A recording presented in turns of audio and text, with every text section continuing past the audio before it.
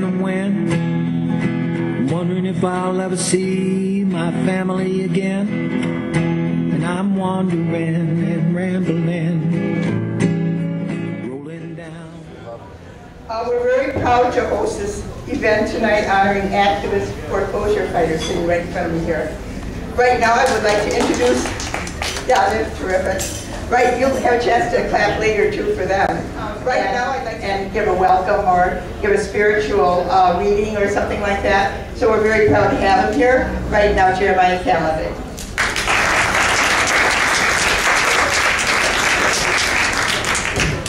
Good evening, everyone. It's an honor to be here, both as someone who's trained as a minister and as a social worker. And in a former life, I was a National Community Economic Development Scholar. So I really understand intimately the importance of the issues that you're working on.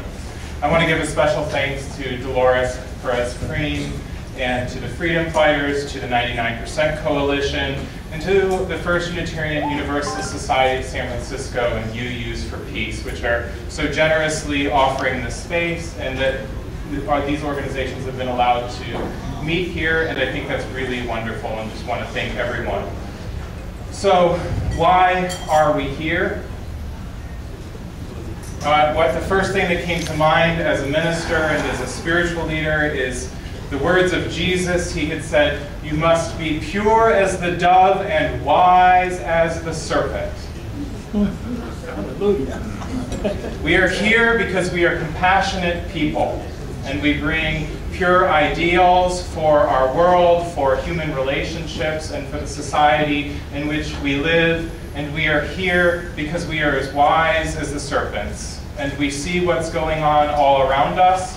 We see that there needs to be collective action taken to stop this foreclosure crisis and to stop this abusive and exploitative economic system that is keeping some people have-nots while privileging others with unspeakable... I'd also like to thank all the members of the 99% Coalition for helping with this, putting this together. It takes a lot of people to do this. And right now, I'd like to introduce a fellow Milwaukeean from my hometown, Milwaukee, Wisconsin. Will Durst is an American political satirist. He's been called the modern mix of Mort Saul and Will Rogers. He has worked at over 100 jobs in his life. He made a prophetic observation at an anti-war fundraiser in the Castro Theater in July 2004 about the expanding U.S. wars and how we're, quote, paying for this with a tax cut. Please welcome Will Durst.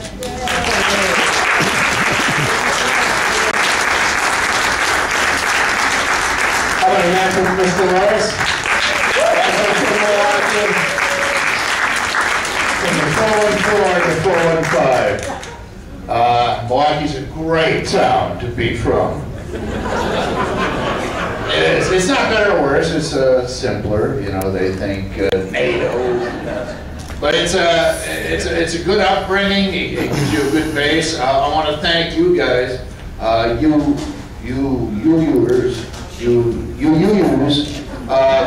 everybody here.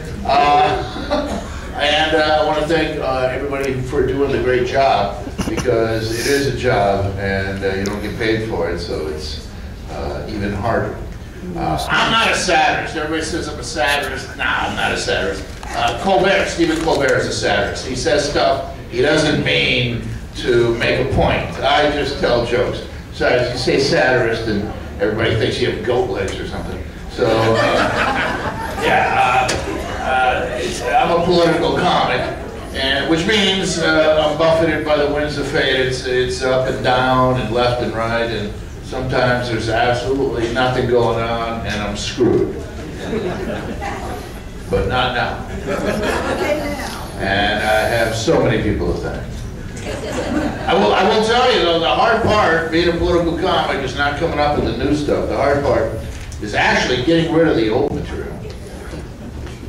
We're going to honor them with a certificate of recognition and appreciation, or the 99% is. I'll just read it. It says, from the San Francisco 99% Coalition, we recognize and honor these foreclosure fighters for their activism and commitment to a more just society, by caring for the people through ongoing efforts to protect San Francisco families from home foreclosure.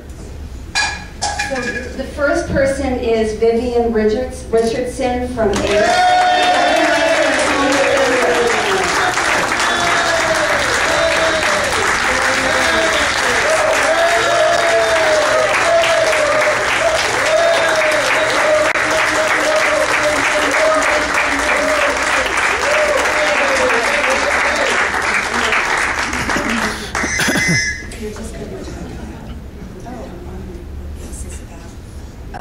Okay, so we have Deborah Gerson, who is a home defender from Occupy Bernal, and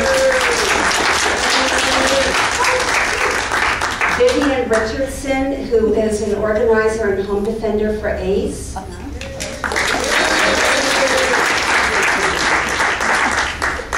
Larry Fox, who's a foreclosure fighter. Yeah.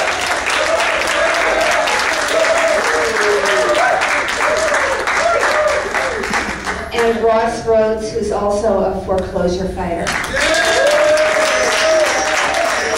out to Erin Franny, who is our hardworking.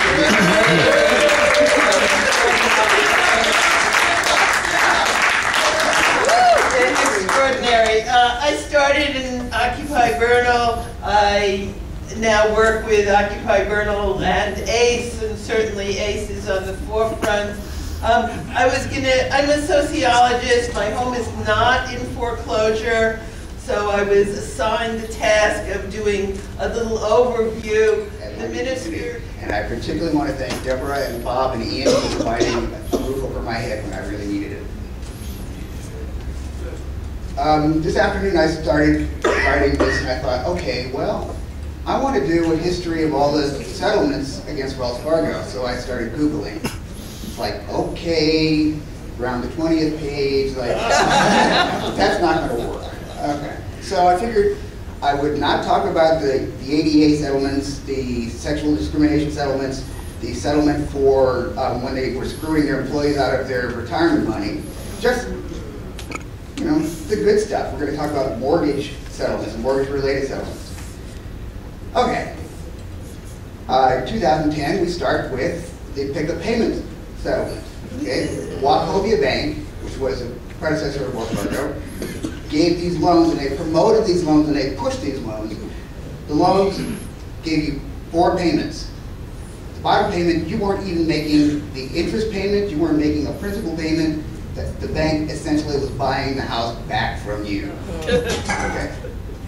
All right. There was a settlement and it required the bank to provide single primary point of contact, an appeal process, and more clearly communicating process with borrowers. And that's in 2010.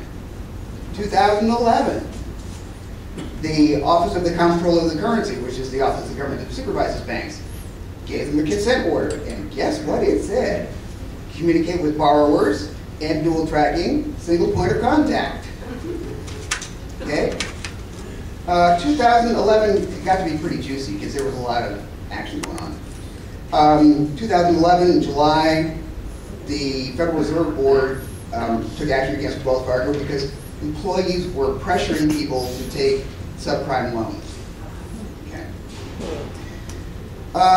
Then in August of 2011, the investors sued Wells Fargo because the pick-up payment loans were packaged all together, and they took they bought those loans and they failed. All right, now we get to the Attorney General settlement and the bias charges. And again, with the Attorney General, no robo-signing, single point of contact, better communication with borrowers, and ending dual track. Sound familiar? Their racial surtax, as Thomas Perez, the Attorney General of the Civil Rights Division, said of their practices of charging people who qualified, black people and Latinos who qualified for regular loans, they pushed them into subprime loans. The loans went bad, surprise, surprise. Okay. 2013, we now have the homeowner's Bill of Rights, and guess what they have to do? Same old, same old. They have to provide a single point of contact and dual tracking, better communication with borrowers. Do you think they're going to obey it? No. Yes.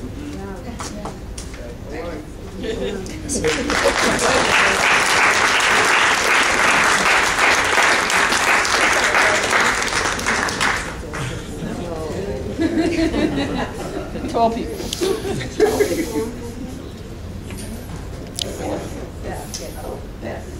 I'm Vivian Richardson, Bayview resident, foreclosure fighter,